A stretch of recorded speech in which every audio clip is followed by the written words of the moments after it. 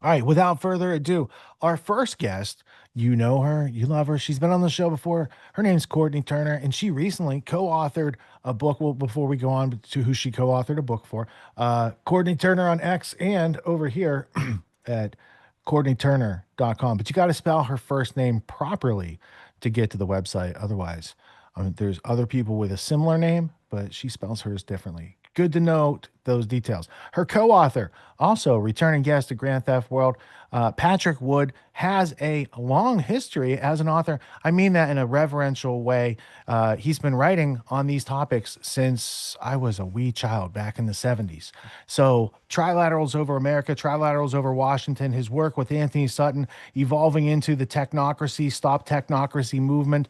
And now they have a new book. Welcome to the show, Courtney Turner and Mhm. Patrick Wood. How are you guys doing? Really good. Thank you for having us on. Thank you for not making it awkward that I asked two people the same question at the same time. You stepped up and showed authority. Courtney, how are you doing? Oh, you're muted if you're speaking. Courtenay. Oops, let's see. Well, then she'll be here in a second.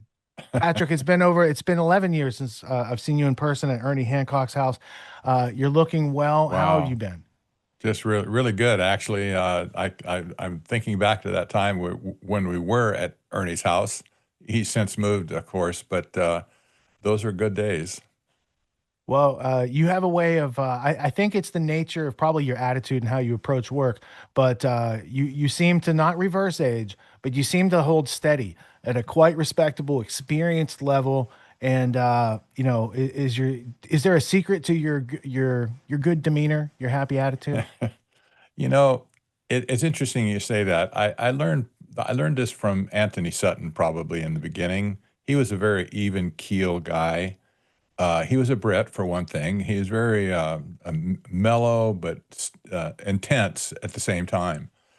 So, he never was given to being alarmist. He didn't exude that at all. I'm kind of that way as well. So maybe that's why we got together in the first place. But here I am, still at it. And I've been writing about technocracy now for almost 18 years. Well, they've Wow. gone a long way in the last 18 years to prove the things that you were saying right. I Because know. at the beginning, you only have, I don't want to say true believers, but people who know enough history to understand what you're saying. And for a lot of other people, the signal that you put out might seem like a little noise. Oh, what are you telling me? The Rockefellers and these philosophers came up with this way to make our Constitution obsolete through means of technology? That sounds crazy. But when you start showing the history and breaking it down, the philosophy in the 17 and 1800s codified in the 1900s, and then you got a standard set by, the tone is set by Brzezinski, but he's just doing work for the Rockefellers. They want to see this work done. He's a new, bright academic in the field back in the day. He writes the Technotronic era between two Hmm. ages. Hmm. And that is the kickoff of the Trilateral Commission with him and David Rockefeller. And nobody knew any of this stuff unless they watched Barney Miller at one point, right? There was a mention, right? Once Yes. upon a time, it was mentioned like the Oh, wackiest, gosh. crazy conspiracy theory that you could ever, but Epstein was in the Trilateral Commission. And there's a lot of validity to the work that you've done over years. And I'm glad to see people now waking up, recognizing, recalling those things, and vindicating your position, sir. I hope people do. The Trilateral Commission is still around. That you see them all over the place. In fact, I think they're more visible today, probably than even in the 1970s. And there was a bunch of them in the Carter administration for sure. But at this point, we see all these tech bros in Washington D.C. They're associated with the Trilateral Commission, and then we see global leaders appearing. Just poof, they're just showing up. I think this is a movement now to collect their harvest, if you will. They've been at this for 50 years now. And at this point, I think they're back for their harvest and they're picking the fruit, so to speak.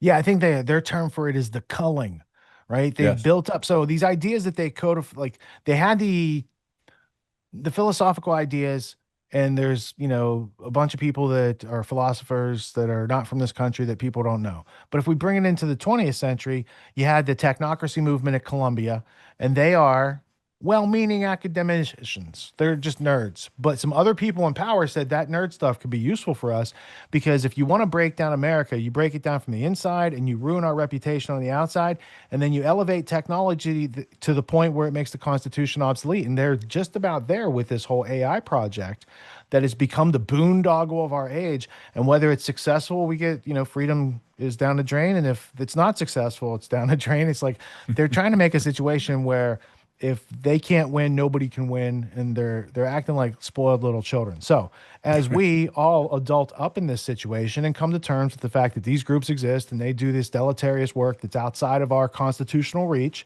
and it precipitates down on us through various policies, the way to get away from the anxiety and the fear and the powerlessness is to become educated.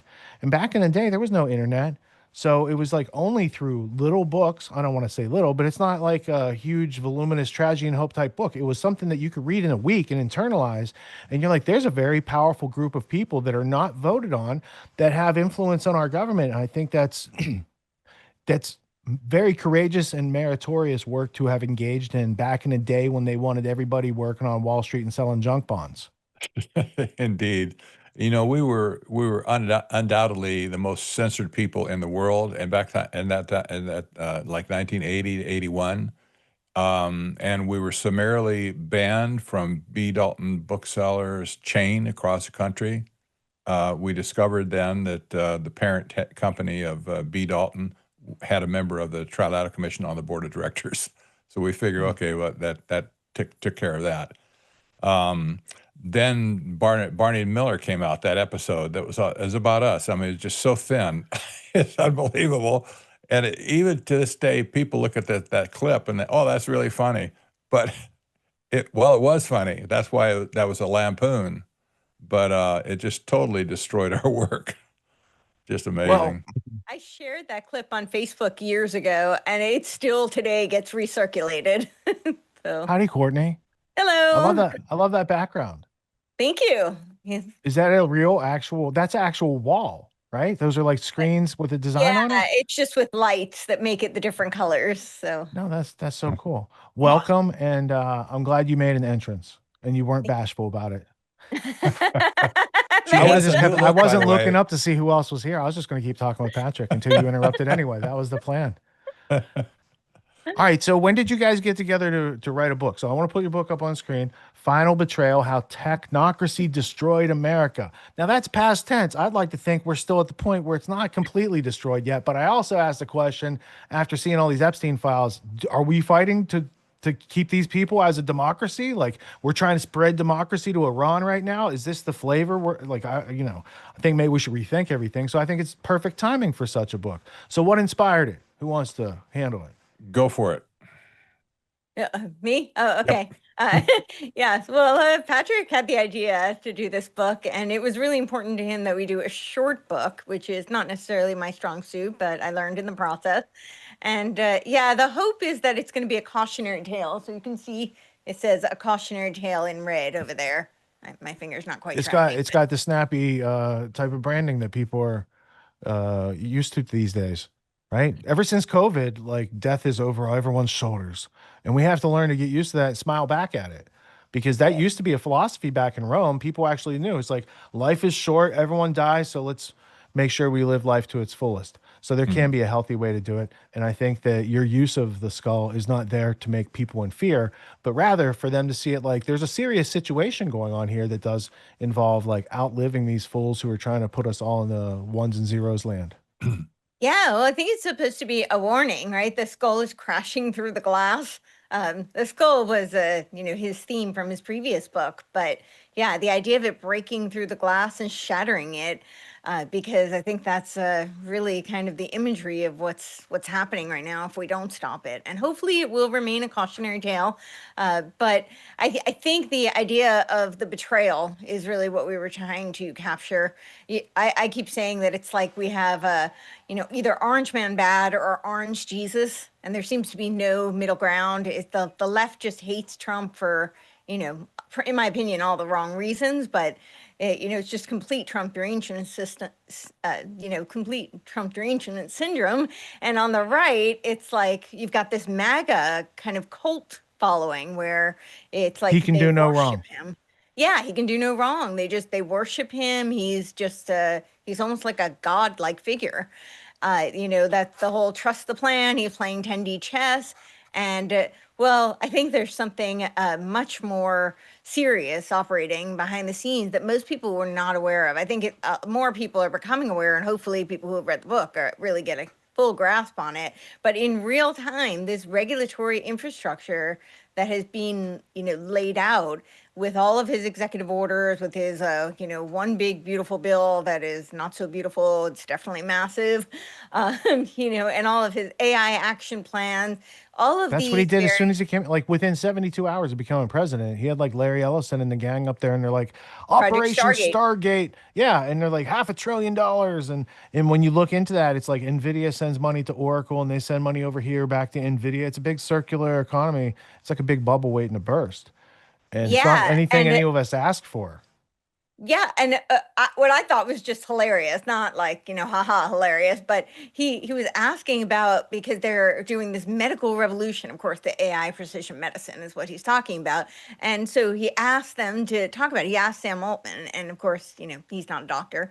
I don't recall him having an MD, and he mutters something that is kind of incoherent. I don't even remember what he said, but don't worry, Larry Ellison to the rescue. He had all the answers, and he tells us how we're going to cure the sea illness, and we're going to do this with predictive, injections that are using all sorts of mRNA technology, and they're super excited about this. And of course, the name is Project Stargate, which we had a Stargate, CIA Project Stargate, which was all about remote viewing, right? And because the psychics were somehow going to help us win the Cold War. And I don't think that that's a coincidence that they chose the name Stargate this time around either. And when you look into the Epstein files, it seems like that's very much what they were studying. The people, the women who had quote unquote special abilities, well-rounded special abilities, which I think were basically saying psychic abilities. And of course, Project Stargate was an epic failure. It did not succeed at all. Much like Epstein said, this was an epic failure. That's what he told you, but you insisted that they continue the research because there was one who was at level 3, and she had a lot of potential to reach level 5, which is on his stages of consciousness. And of course, level 5 is these psychic abilities. And the idea was that if she had them, then she could train the others, and then the hope would be that then they could train the machines. That's really their big goal, is to train the machine. But yeah, so in real time, all of this infrastructure was being, and all this groundwork was being laid. Like the Genius Act got passed, the Clarity Act, the Stable Act. So we wanted to lay all of this out for people who, a lot of people had no idea what was going on, and you can't defeat a threat that you don't know exists. So, as Are I you said, guys upset you couldn't include the Board of Peace in his little creations there? This is my next book. And I tell you what, I've just done a deep dive on this Board of Peace nonsense. This undoubtedly is going to be in the next book. And I have to say, the final betrayal, that was not an event. It was a process, and it's still going on today. There's more revelations like this Board of Peace being revealed all the time. So, don't think, well, okay, we were betrayed, it's over, get on with your life, that sort of thing. No, that's not hardly good. That won't be the case, I'm afraid. I can see the cover for your new book. It says Trump, and then it says BORED of peace. It sells 1 million copies right there. And you shouldn't judge a book by its cover, but that's certainly how you market books. And that's a damn good idea. I'm glad to. Board of Peace. Yeah, he's tired of it. Board He's of- tired of all this peace. Tired of it, bro. He just got tired of it. He wanted to have a little fun. Yeah. All right. So in this milieu where you're trying to, is this written for the everyday average person who knows nothing about these topics, or is it written for people who have a history and a historical working order of some of these things? Like what reading level did you place it at, sir? Newbies. All right. Absolutely. I told Courtney we have to dumb it down like maybe to the 7th grade level. And we had to, I had to kill all these big words. She knows all the big words. So yeah, but we had to, we really tried to make it understandable for people. And I've had this feedback from so many people at this point. They say, yeah, we can really understand this book because you made it so simple. So we worked at it. I'll tell you what, it took a lot of time to iron out the kinks and the difficult language and the difficult concepts. But I think we did a pretty good job. Now, Courtney, do you use like Hemingway app to judge the reading level of it? I know I used it No. once and I'm trying to write like at a 5th grade level and it said I wrote at a 13th grade level and I didn't even know there was a 13th grade level. That's how dumb I am. But apparently I was writing at that level. So I know it's really difficult to say things simply and have shorter sentences because my sentences are like paragraphs if I just speak normally. Me too. So what did you use as a tool to help in that endeavor? Anything? No, I just You had to didn't go cheat. back. I think poor Patrick had to break up a lot of my paragraphs because he told me they She were like used whole me. books. Yeah, I did. Okay, all right. Well, they have an app, Hemingway app, and Okay, you just I'm put gonna it have in to there. look into that. Yeah. I mean, it's not they don't pay us anything, but I used it like 3 times in my life, and I thought it was interesting that it can like judge from how, and it can give you, it'll like give you underlines and be like, this is the part you're saying that's too complex. Break this idea into 2 sentences instead of using 2 commas and a semicolon. Things like that. Yeah. No, So that's it can help you recognize, and then you don't need to use it all the time. But if you understand what it's calling out, that's saying it's too difficult, because that's a major struggle. Anthony Sutton wrote at a level that Zbigniew Brzezinski is citing him in footnotes in his book. Right? So we need to be able to purvey the truth in language that people can easily understand today, which is a lower reading level than 1776. it's very sad though. I find this kind of tragic that we have to dumb everything down and that it seems to be exponentially dumbing down. I feel like people are their cognitive abilities, their reading comprehension, and their ability to write at a higher level is increasingly diminished. And So this is how we feel about facts. The fact is literacy rates are down here and people don't have active literacy to express themselves. So we Yeah. could feel bad about that, or we could choose to see it as an opportunity, add our curiosity, and help people overcome the obstacles. You see how they Amen. indoctrinate us to think about the same fact in different ways? Yeah. Amen. You got it. Yeah. Yeah. All right. So, as far as putting the book together, it starts out usually you got a couple things that are like nuggets, and then they coalesce like planets and solar systems around them. Do you guys remember like some things you're like, these are the things we're focusing the book around, and now we're going to find things that are like this to go in there? Or how did you compose the actual book? We did the whole outline at basically one time, even before we started writing. We wanted to get all the topics on the table and some sense of where it would go. And that was really useful for us because when I was writing one chapter, Courtney was doing something else, another chapter, and then we'd come back together and compare notes, and it was very helpful. Some people have said this. This was not intentional on my part, but some people have said to me, the book just looked like it was just one author. They couldn't see. I know they couldn't see the transition between one chapter and another. Well, did you write this chapter or that chapter? Well, if you can't tell, I'm not going to tell you. So, but this was a good thing. This was good. Yeah. That was my intent. I just wanted to I wanted to hammer something out that made sense to people. That was my only goal. And it wasn't not to showcase our abilities or how much we know, that sort of thing. It was to put alarm in people's minds. What's going on? You've been betrayed. And I have to say, this was not a matter of broken promises. We always had any politician. I don't care who it is. They know how to break promises. They say stuff and they don't mean it. This was not that. Betrayal is something that comes out of the blue. You didn't see it coming. You had no clue that you were in jeopardy, and boom! All of a sudden, the tech bros overtook Washington D.C. They brought in all these programs like Doge and et cetera, that they took all the data out of the government, put it in the cloud. They're still doing it at this point. Palantir raced in to take capture of the whole thing. This was a total betrayal of the American people. And behind that, you have the philosophy, of course, the Dark Enlightenment. This is so twisted. This is the antithesis of making America great again. Courtenay, you could talk a little bit about that. You should, I think, explain what the Dark Enlightenment is all about. Sure. Well, the Dark Enlightenment is a very post-human kind of philosophy. The concept, a lot of people may have heard of Dark MAGA, and I think Dark MAGA is really a nod to this Dark Enlightenment concept. Curtis Yarvin, who is the progenitor of the Dark Enlightenment, the term was actually coined by Nick Land.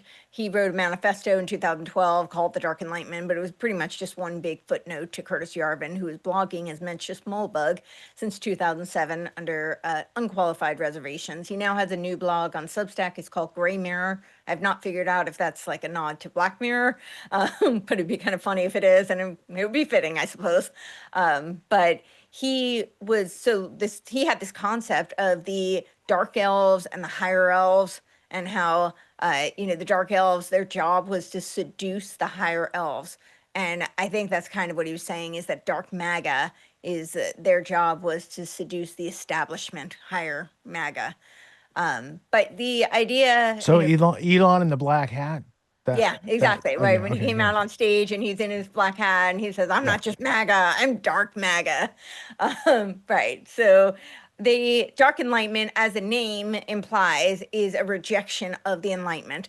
I won't spend all the time talking about that right now, but they presuppose that the Enlightenment is a monolith, which it isn't at all. But they reject the concepts that are really the core tenets of the Declaration of Independence. The idea that we are endowed with, that we are all created equal and we are endowed with inalienable rights, the rights to life, liberty, the pursuit of happiness. And they do not subscribe to any of that. They don't believe that there is egalitarianism. They want a hierarchical, autocratic, monarchical style government where there already is one. Well, it's not enough for them, actually. It's definitely not enough. Actually, back in, I think it was right before Trump left office, or right after he left office the last time, Curtis wrote this blog about how he was so excited about the prospect of Trump coming back and how he would take over as a CEO and he would basically be a dictator. And of course, when he came back, he decided that Trump did not go far enough, and he was very disappointed, and he was going to flee the country because he was so upset. He had like a big tantrum about it. But this concept, it really does. But he didn't carry through on his plan. Pardon? He didn't leave the country? No, he did not leave the country. Oh. And he didn't go to Mars either. Yeah. He's still here, just, whining about it. But yeah. But yeah, he had a big rant about how, he was so disappointed.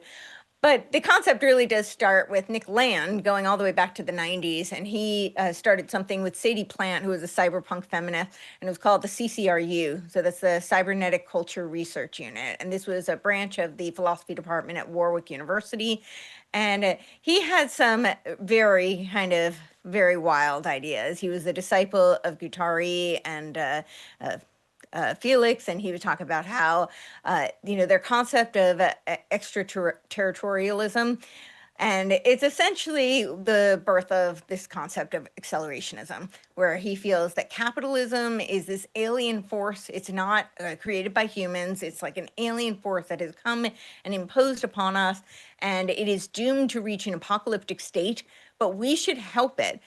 So that we can reach the next stage of evolution, which is a post-human phase. He talks about how we need to move from Homo sapiens essentially to Homo autocatalyticus. And that's a concept that comes out of biochemistry, but he has extrapolated it to mechanistic, technological infrastructure, where we will be creating the code that will then replace us, essentially. And he talks about things like hyperstition, where we manifest things into reality. And he draws from people like Evola, who's a traditionalist, and Lovecraft. So it's very sci-fi. Like he literally uses terms like technoplastic beings, which are essentially transhuman cyborg beings. And so both of them he talked about GovCorps, and then Curtis Yarvin talks about a SovCorp. This is essentially the same thing, government corporation, sovereign corporation, which are essentially these network states, right? So now you have, instead of a nation state that is run like a constitutional republic, for instance, they're very anti-democracy. And which I think is, again, faulty premise, because the United Well, I States. can be anti-democracy, but it's because I'm pro-constitutional Republican rights of Right. individuals to own property and not be property. Exactly. So that's why I say it's a faulty premise, because they're using democracy in the context of the constitutional republic, but they are anti-democracy. And where that actually originated is because Peter Thiel held a salon in his own home for Curtis Yarvin and invited Herman Hoppe to speak. And Herman Hoppe is a philosopher who's very anti-democracy. And in 2009, Peter Thiel wrote for the Cato Institute, he wrote this document where he said that he no longer feels that democracy and freedom are compatible. And so Curtis Yarvin was very inspired by Herman Hoppe and ran with this concept. And so they're very anti-democracy, and they believe that everything has to be done like a corporation that's top down, autocratic, but essentially will all be run by AI. So the concept of rage, retire all government employees, right? We can see this, the echoes of this in Doge. Now, Doge, I will say, there was opportunity there. It's actually quite unfortunate. This was not the intention of Doge, in my opinion. I think the intention was this philosophy, rage, retire all government employees, replace them with AI. However, there was a window of time where all of this transparency of the bloated, wasteful spending, where the public, the people could have stood up and said, that's not where my tax dollars should go. But people didn't. People are so apathetic and demoralized. Really, nobody said even much of anything, and kind of rolled over. So, the plan marches on, but the plan really is to supplant all human government with this AI infrastructure, where there will be some sort of a CEO that runs everything, like they claim, like a company, but it's really a dictatorship. And this is very much in line with the vision for the UN, the centennial of the UN, the AI World Society, right? So this is 2045, which is the centennial of the UN. It is when Ray Kurzweil initially said the singularity was near, but it's now nearer, so it's now in 2040. But initially it was 2045, and that vision is essentially where you have all of these smart villages, which are like network states, right? They're these little technological technocratic Place run. that service the AI data Yep. centers and make sure the water and electricity keeps flowing. Yes. And then they say that will supplant all human government, and it will be replaced by AI. And but you will have all these different nodes. And they actually say that Ukraine is going to be the central node in the AI World Society. So. Well, they might be right. Maybe. But your point about Doge, where people got upset, it's like that's also like the public has a caveat emptor responsibility for intellectual self-defense. When they see Doge and money being wasted and they think that's their tax dollars, they don't understand.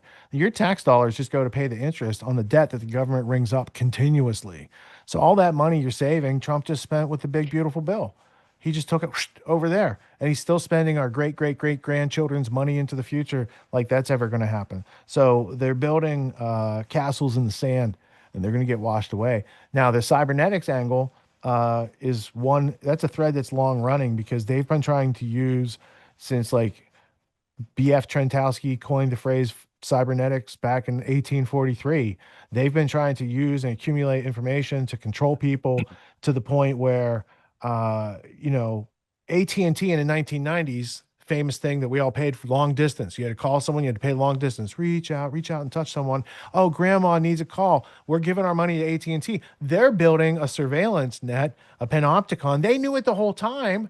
they lied to us because they knew what they were doing was wrong, and now they're hoping that they can get to that cybernetic AI technology goal line before people realize and stop adopting so readily all their user agreements, which is really their Achilles heel, possibly.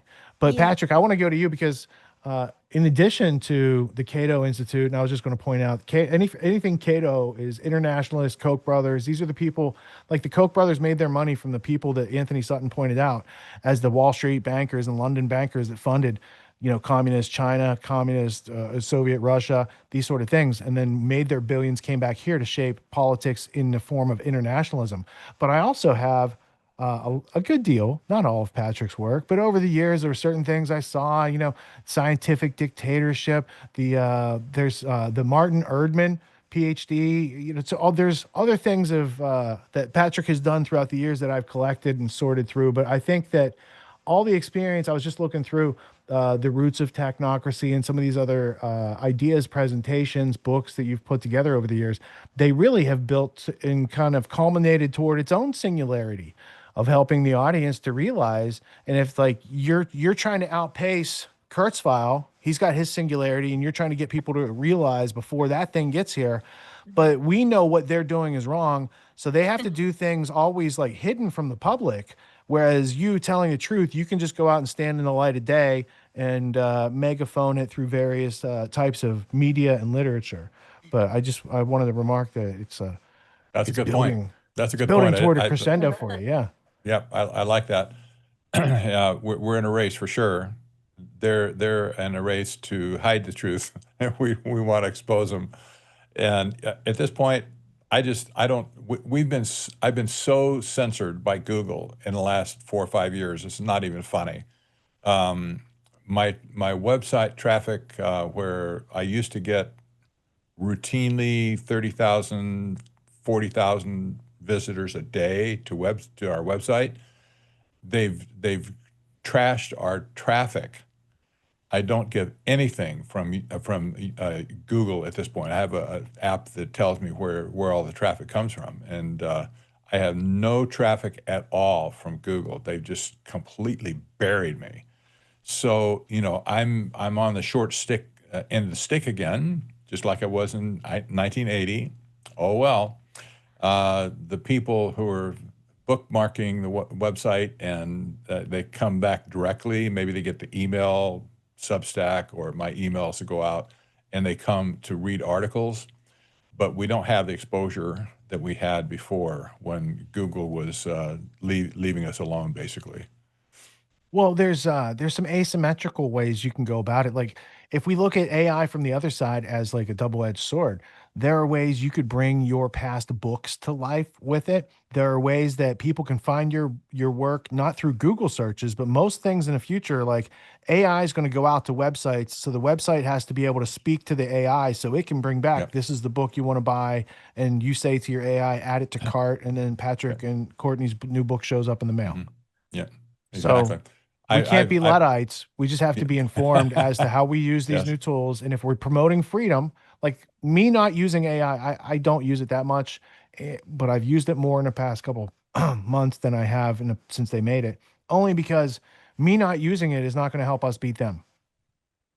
And them Patrick says that we continuing. should Yeah. use AI to defeat AI. That's what I was just going to Well- ask you guys, is if you have hope for the fact that we can repurpose these tools to get more freedom. Like you said, it's an arms race.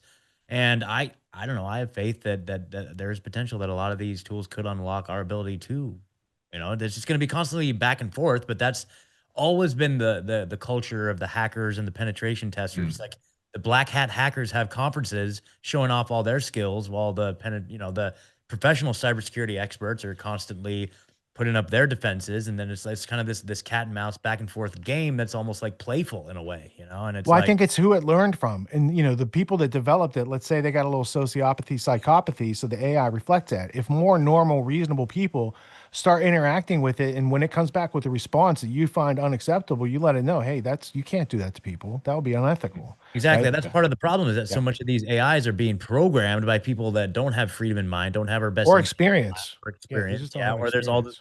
the woke guardrails and all this nonsense. You know what I mean? That that is being fed into the publicly available ones. But I also think that technology is technology, and we could be on the cusp of something that is pretty revolutionary Star for Trek. freedom. Yeah, Yeah. yeah. So I don't know. Let me say in defense of at least one AI, if you go to Perplexity AI, this is it's not exactly a search engine equivalent, but a lot of people use it for that. If you just type in the word technocracy there, you get probably you'll see something that I did along the way, because there's so much stuff spread all over the internet, all my books, all the social media posts, the interviews I've done, hundreds of interviews. They're all on the like YouTube and Rumble, um, all the articles that have been posted, reposted along the way. The internet knows where I am, and AI can figure that out pretty well. Unless somebody just puts a block specifically on me vis-a-vis the word technocracy. I don't see that at this point with Perplexity, and I haven't checked all the other AIs as well, but that I would think this would be the case pretty much everywhere. So it's about detail and nuance in our It perspective, is. not just saying black or white or hot or cold. They are using AI in mass surveillance in general, right? So Yes. they needed the mass surveillance to provide the raw data sets to train the AI algorithms to be as consistent as they are today. But as people get off of social media and new people, younger people, don't participate as much in social media, then the AI is left to guess instead of actually going from your actual data that you've unwittingly put in there to feed their system. Now that become, people read a book, they become aware, they can change habits, they can change behaviors, they can become less integrated with that which was already built to not serve them. And I think it's giving Exactly. them fair warning. I think it's a worthwhile endeavor. Now, do you guys have a book tour? Like how are you marketing and letting people know other than just doing interviews? Do you do appearances or Q&A sessions, or like how do you guys plan it? We'll take anything at this point. We were just together 2 weeks ago in Austin. We met Yeah. in Austin and we did some Shows in-person. there. Was it like Brave New Books, or what was the venue? No, I don't we even did know a if bunch that of shows in exists. Austin. Just Okay, cool. Yeah. yeah, We just did a bunch of shows. Yeah. So yeah, I'm gonna see if we can line up a couple of shows here in the Nashville area. But yeah. Certainly enough podcasts in that area. Yeah, I didn't know if yeah, you guys had a little tour going on, or if you're waiting until spring, or if it was even economically feasible these days to do tours with books, whereas you could just do virtual interactions and gatherings and these sort of things. Exactly. It's so expensive to drive or fly Yeah. just for one thing or two It's more things. expensive to ship the books and ship them back if you don't sell them too. So I can Exactly. understand why doing Yeah. things virtually is a better service for people all around. And then has anyone expressed interest in like a course that goes beyond the book so that they can have He practical has a experience and course. like, oh yeah. I have a course already called the Technocracy Boot Camp, and I made this probably about a year ago, and it's basically just me talking to the camera, and I put some text in, articles, and so on along the way. I have it's like uh, 15 hours, 20 hours. Look at that. I found it on the screen. It only There took it 3 is, right there. seconds. Exactly. That's pretty Now, good. yeah. So this is a primer for people who really want to get into it quickly, um, and it's been successful. I think I'll never sell a bunch of them, like thousands and thousands, but the people that have gone through it, they appreciate it and they can get up to speed very quickly. Do they get any personal interaction with you, or is it just all pre-recorded? No, it's just all pre-recorded. Yeah. And as far as selling the books, are they all just directly like print on demand, or are you offering autographed copies on your site? Exactly, I do, and of course, the book is available on Amazon. There's a Kindle version as well, and the audiobook is available there. I can't sell the audiobook on technocracy.news, but I maintain a deep discount schedule on technocracy.news, and I sign all the books that go out.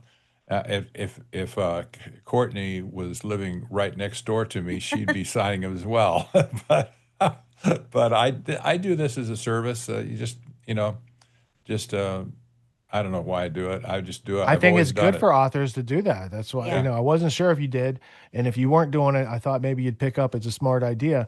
But it gives the audience who wants to give something back to the author. Sometimes, Yeah. a lot of times, like you could buy the book on Amazon or you can get the autographed copy on their site for Yeah. $50. Yep. And then, I've had people yeah, ask, yeah, and yeah, they're like, "I'll pay more. I just want a signed copy." Yeah. Yeah, yeah. But I don't Patrick's the charge type of guy, he anymore, would, however. right. That's showing what type of guy you are. It's like, even though I could, I'm just going to sign it anyway and be glad you bought the book and that you'll read it. Exactly. Right. Exactly. And yeah, Yeah. I think that's good. So as far as groundbreaking things, like what is the biggest obstacle that people have to overcome before they can start to hear this message? Do they have certain things in their mind as far as predispositions or assumptions or fear or learned helplessness? What is blocking people from like embracing and sharing this information that you, from your perspective? Boy, that's a great question. Hopium Yeah. is one thing that need to get out of their brain Trust the for plan, sure. bro. Trust the plan. Trust the Okay. I know. plan.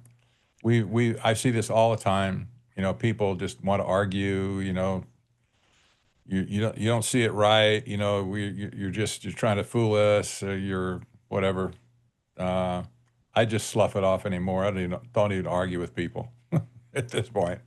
Yeah, I don't think there's a whole lot to argue, especially with the Epstein files continuing to just show what people Yes. really suspected with a lot of Let me I wrote circumstantial evidence. Yeah.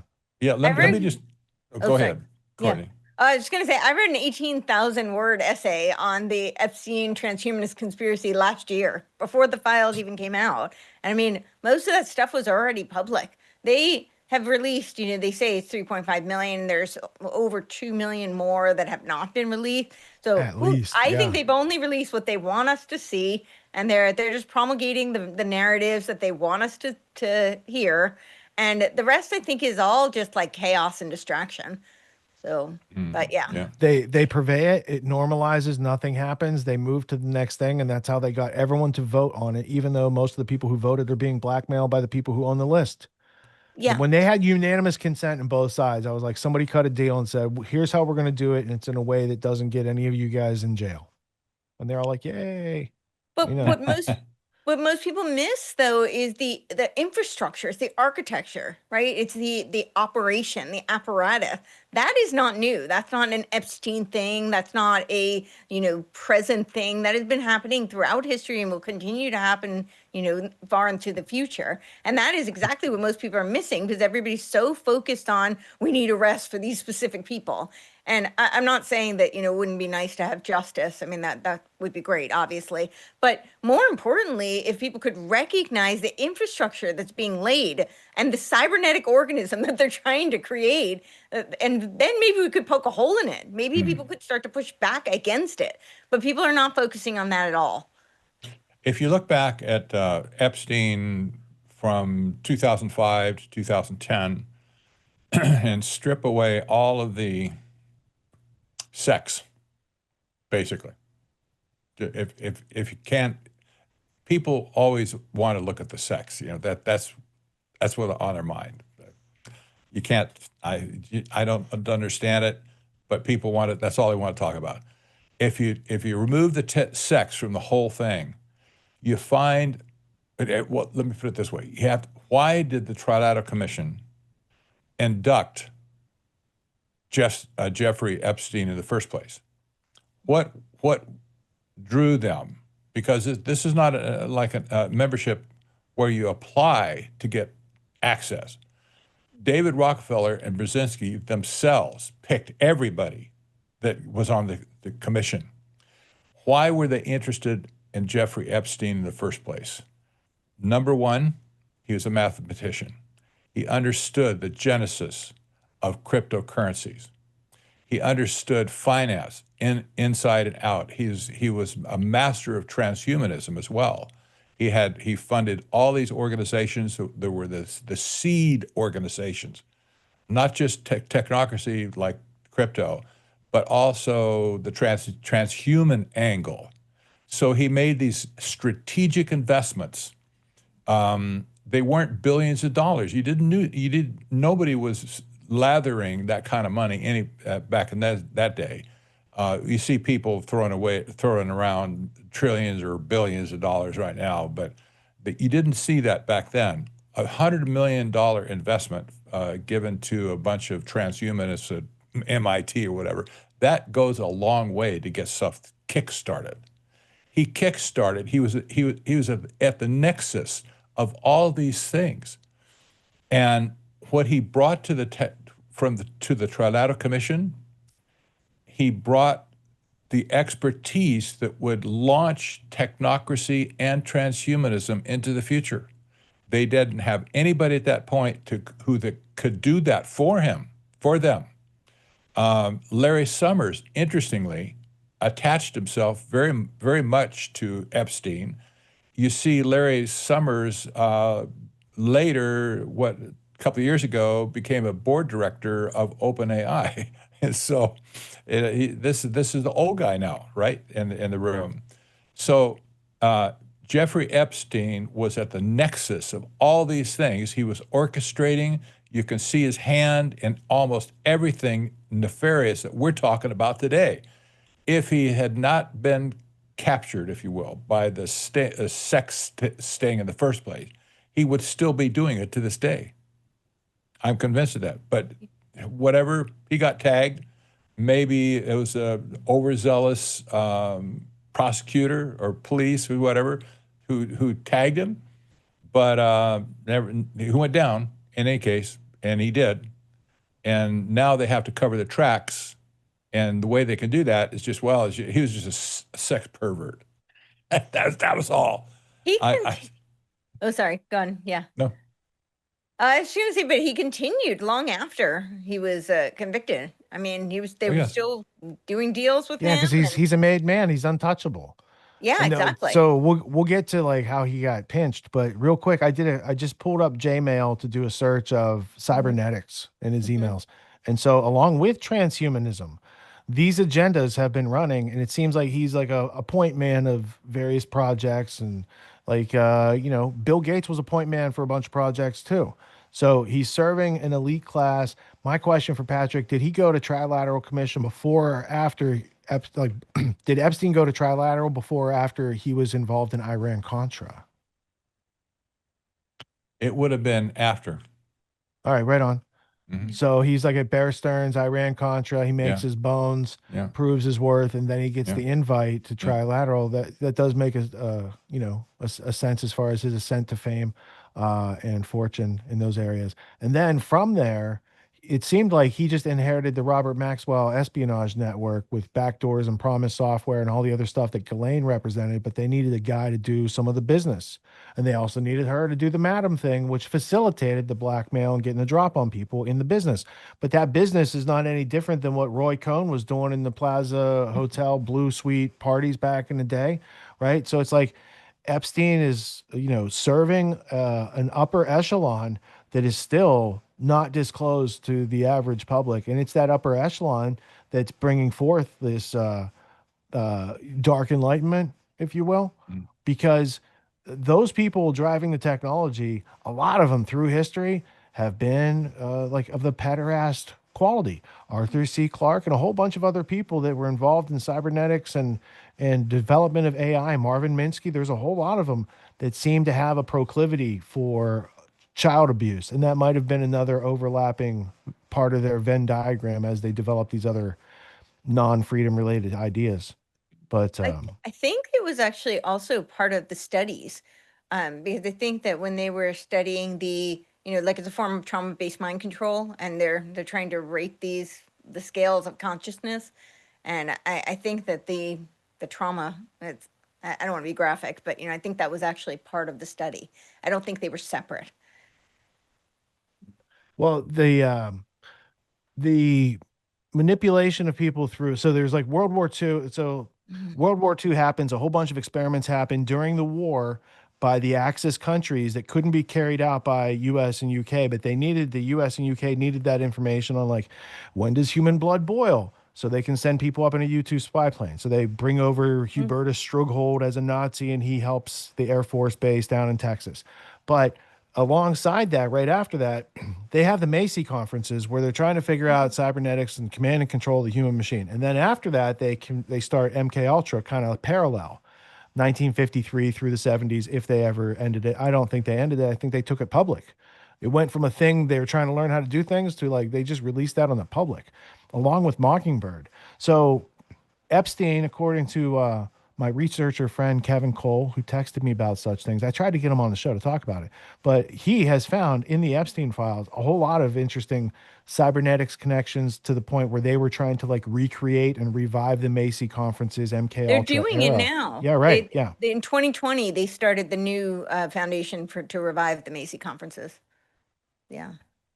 So we have to remember that in the first place that technocracy was founded on the first principle for them was the science of social engineering. Now they didn't get it much traction politically at that point or economically because they wanted FDR to come in and declare himself dictator and just appoint them to run everything and dismiss Congress. They didn't succeed at that. But you see the technocratic influence from that day forward and all these organizations. I haven't done a detailed study tracing all the original technocrats from like 1932, 1935 to see if they were also involved with these other organizations, but I guarantee you that you're going to find some of them for sure. That this was the first thing on their mind, the science of social engineering. Of course, it wasn't a science, but that's what they said. But they've turned it into a science now, right? Haven't they? It's a twisted, anti-human, just anti-civilization thing that you can actually have science of social engineering. Just crazy. But you see their fingerprints are all over everything you just mentioned. And the difference is when they were trying to like get FDR to give them control because they had better ideas or whatever, Mike's right. That's no longer the case today. The people like Peter Thiel and Alex Karp are getting in control because they're creating software that's so sophisticated that the people in government can't override it or control it or have, influence over it. And that this is a good point because our government at this point has been completely neutered. And I won't say totally useless, but almost. they're drawing salaries still, but at this point, government has just been left behind by all these arch technocrats. It's the trajectory of technology is so far ahead of the political process at this point. They don't have a chance, and they won't have a chance, I don't think, going forward because the technology is accelerating so fast it can't keep ahead of the legislative process even. Yeah. In fact, you know what? Yeah. The head of Anthropic made that point in the last part of the clip they showed, I think. Yeah. And so, like I said, it's kind of ironically scary when the guy from Anthropic is the voice of reason in the AI room. I mean, even Elon back in the day, like he wants to go to Mars, but he's scared of the AI. Well, you can't go to Mars without the AI. So I don't understand, like, why are we ruining this place to the point where we have to flee to Mars instead of just like, maybe we could be like a level 1 society and actually learn to have technology and not kill each other with it or do the most inhumane things we can imagine with it. Just because you can doesn't mean you should. And just because the Chinese are developing it, like you need to see the game as it was. Like during the Cold War, not you, Patrick, and not you, Courtney, but like you in general, audience, like during the Cold War, Iran was the United States' strongest ally against Russia in the area. During the Cold War, Iran was our ally. And then we overthrew them in 1953. Or maybe that's how they got to be our ally. Anyway, I'm sure it's not history repeating right now. But these things have gone on. And if we don't have astute observers of the history to look at it and call it out and like make it obvious to people what's going on, they have been like, there is a they. How do we know? They write books. And if you're literate and comprehend, you can tell they have a plan. We don't have a plan. We're just trying to get along through our day. They have a plan to take over the world, and they've been unfolding it for like sequentially over a century. Just like they just finished that cathedral in Spain, the Sagrada Familia, that's been built. They've been building it for 300 years or something, and they just finished it this past week. First, I asked the question, how did they know they were done? Isn't there always something more to build? Like, I don't know. But like that just shows like these people have plans on stretches of time that make our lives minuscule sometimes. So we have to realize we're born into this thing. They have a game ongoing and they have high stakes. And we're just like, oh, maybe I should watch Netflix tonight, instead of reading Patrick and Courtney's book, for instance. So we have to make better choices if we want to see better things go on. And the fact that we can see these things and we know they're wrong, we can't just complain about it. We have to say, oh, that is a lack of me having input into this situation. And maybe I need to step up and grow up and do bigger and better things in order to have the world around me as I want to see it, instead of enduring a world around me that is made how they want us to endure it. So I want to thank you guys for shining a spotlight on this situation, because it's only getting bigger. And someone's got to cut through the haze and malaise of the situation and get people away from the sensationalism down to they have institutionalized plans of action that are acting against our freedom on a variety of layers and levels. And most people are just going through their day like they, and it's their apathy and ignorance that is costing everyone else their freedom. So it behooves us to learn how to communicate in more effective ways, I think. It does. And we have to remember is also that the trajectory is accelerating. People see this all the time. Well, things are just happening so fast, I can't keep up. Well, this would be expected for a long-term plan to construct a building, for instance. You have to go through the architecture, getting land, Permits. all that stuff, right? It takes the years, perhaps, to erect a skyscraper. Then all of a sudden, boom, that just shows up, and everybody's all weirded out. Where'd that come from? They didn't know about that. When can we protest that? It's too late, dudes. It went through all the planning process in the first place. What people are seeing today, this is the result of a careful infrastructure being planned meticulously for years. I spoke of this in my first book, Technocracy Rising, 2015. I said, they're checking off the list. When they get the end of the list, they say, game over. This is exactly what's happened. So all of a sudden, you see, baby steps, baby steps, baby steps. We were looking at it. You're probably looking at it too when you interviewed me, 11 years ago. We saw that all the signs were there and some of the stuff they were doing. All of a sudden, the building is being erected. This is why the business of accelerationism comes into view. It's the curve has gone geometric vertical at this point. Asymptotal exponential curve at the end. Yes. They call it the hockey stick in business. But yeah, that's what they're doing. It takes a long time to get the ideas and planning and all this stuff. Trilateral Commission in the 70s, not doing much. During the 80s, oh, they got some people in government. But now you see it's like Jeffrey Epstein, all this technocracy, all this layers that make the Constitution obsolete. Yes. Yeah.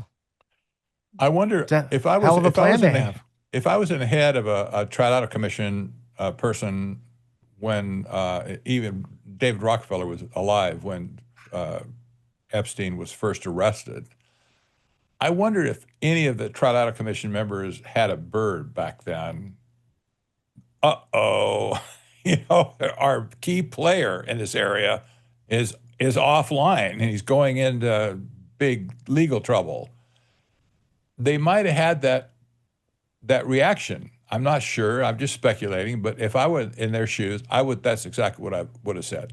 We need him back. We can't lose this guy. He's done so much for us already. And probably they had other people come in after that who are more capable. I think we can analyze the membership of the Trilateral Commission right now and pick out a few people that kind of, have served this role. But yeah. I also like to, it's not that I have to remind people because they don't know it yet, but David Packard of the Trilateral Commission, Hewlett-Packard family, didn't he have a problem? Didn't Anthony Sutton worked for Packard at the Hoover Institute? And when Anthony starts looking into trilaterals, he gets fired by him. But it's Ex- also David yeah. Packard later who fires Steve Jobs from Apple. Yeah. Yeah. That's trilateral control of the ones and zeros. So we only have like Apple and PC these days. There's no Coleco. There's no Texas Instruments anymore. There used to be competition in the computer market. Atari. Yeah. Yeah, Yeah. They've exactly. whittled it down to a couple of their globalist corporations, and they're always in control. I know. Yeah. Well, until we act and smarter. now Larry Ellison has just bought up like most of the media. Netflix decoupled from the deal, but I guess technically it's David Ellison, but it was Larry's money, Yeah. the Warner Brothers. So now he has full control over most of the media. Crazy one too, man. I don't know if that Yeah. made it in the show card tonight, but yeah, that's like, I talked a bunch of shit on Larry Ellison in 2006 and Project Constellation, and most people didn't know who he was back then. But Oracle's the infrastructure behind most of China's TechNate. it's behind it all, man. Because Yeah. it's all CIA, MI6, Mossad stuff. Like that's what Yeah. it comes down to. They had to slap logos on the things they wanted people to, use and depend on. And Right. there were companies back in the day that still wrote stuff in notebooks and kept them in filing cabinets, but everyone else was going online. And now everyone found like that's a security breach and data breach and surveillance, like all the other things that come with that. So we need to use the internet to continue to empower ourselves. And I think you guys have epitomized that in the past hour.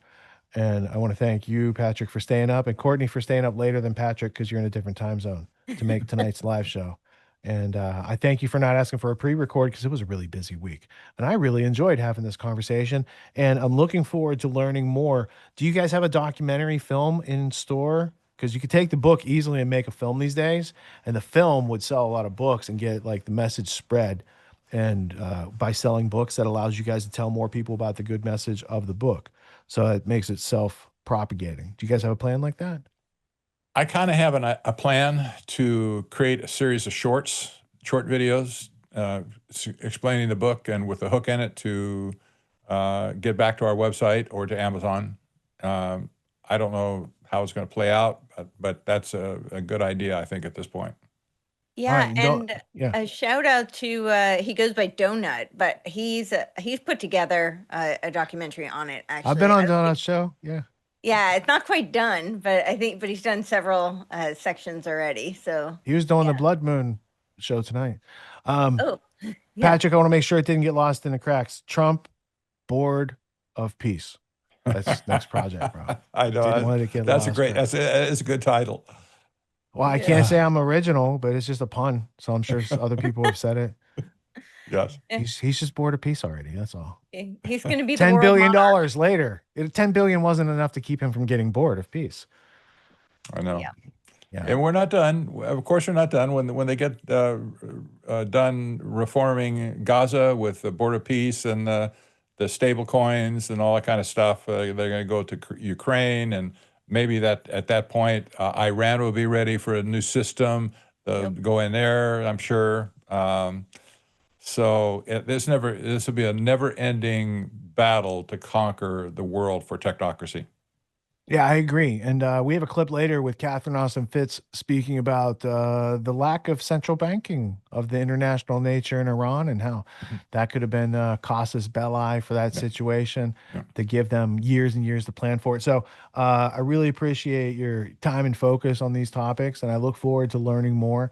And I do, I think documentary, even if it's done in episodes, like a mini series. Yeah. This topic merits it, and it's timely enough, and use the AI for that. Put in a nice Walter Cronkite voice because we can, or whatever, and have fun with it, because the AI is already like trademarks and copyrights, all that stuff. It doesn't care, so we should be able to express ourselves at a higher level now too. That's what I think. Amen. I like that idea. Thank you Yeah. for having us on. Scott, did you have any questions for them before they roll it out? I want to make sure that I think that was a well-rounded, excellent discussion. Courtney, always good to see you. You're just right down the road from me. We go way back. But Patrick, so nice to meet you. Been following your work for a long time. So thank you both for being here. Really appreciate it. You bet. Thank you. fantastic. All right, I'll send you guys a link to the cutout interview because I'll do that editing myself this week and get it to you. Awesome. Great. Thank you. Thank you. Thank All you. right, thanks. Have a good Night. night. I've dealt with a variety of fears over the years by facilitating a growth mindset and an anti-fragile mentality. I've learned from mistakes that you haven't even conceived of yet. Now, I can't do it for you, but I can share the resources, the methods, the tools, and inspiration for you to learn how to do it for yourself. And it really is worth learning how to do for yourself because it's a lifelong beneficial skill. It's evergreen. It's never going to tarnish. You're always going to use this. If you're interested in learning more, I host a podcast every Sunday night. We analyze the week's news and help you have non-contradictory views. You actually understand, but you've got to come along for the ride and process the news with us so you have that understanding. I also teach adults twice a year in a 12-week course called Autonomy that is aimed at resolving all the problems I just pointed out with the school system and the irrational fears and the replacement of the rites of passage and the methods you need to have a skeleton key in life and a Swiss Army knife so you can have the tools and the access to do whatever you need to do in this world to bring your goals, to bring your dreams and map them to a truthful reality. It is a simple process, but it is not for those who cling to their irrational fears. So I hope if we have lowered the barrier to entry today, if you see a future you that is more realistic and in detail and something you want to strive toward, I recommend you go to getautonomy.info. Check out the offer as far as what we do for people. I want you to know it applies to you. You can learn it. I can teach it. So I want to thank you all for your time and attention. Peace.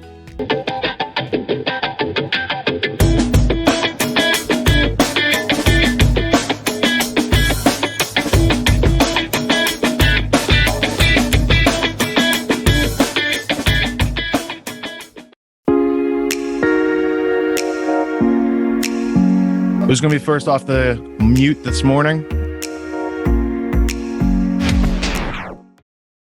I'm glad that I have this course now more than ever. Having a community of people to discuss how to be empowered and autonomous is really necessary and also therapeutic.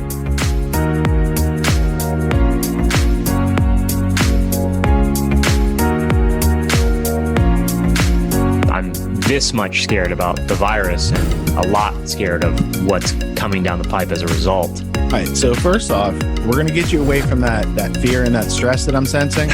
And I want to get you into the practicality of exercising the conversations you're going to need to have. Have you found that your skills aren't matching up with the challenges ahead? Here are 19 essential skills for success that school never taught you. Get your free copy by following the link below or visit getautonomy.info/19skills.